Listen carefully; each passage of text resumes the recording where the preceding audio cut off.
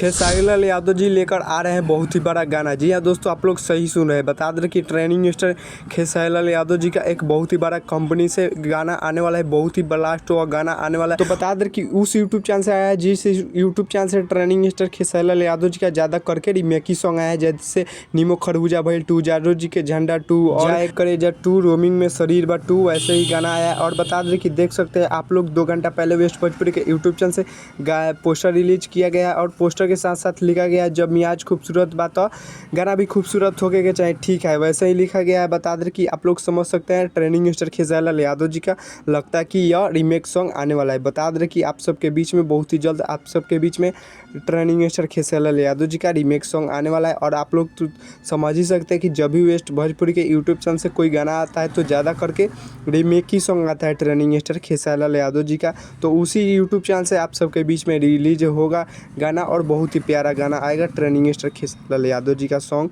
तो हमको तो 100% लग रहा है कि रीमेक सॉन्ग आने वाला है ट्रेंडिंग स्टार खेसारी लाल यादव जी का। और बता दे रहे चुनाव बाद बहुत ही ज़्यादा ट्रेंडिंग स्टार खेसारी लाल यादव जी गाना छोड़ रहे हैं। अभी पहले एक गाना आया था वे म्यूजिक के यूट्यूब चैनल से, जिस सॉन्ग का टाइटल था तिल चट्टा, जो कि काफ़ी जो दोस्तों ब्लास्ट हुआ भी सॉन्ग था।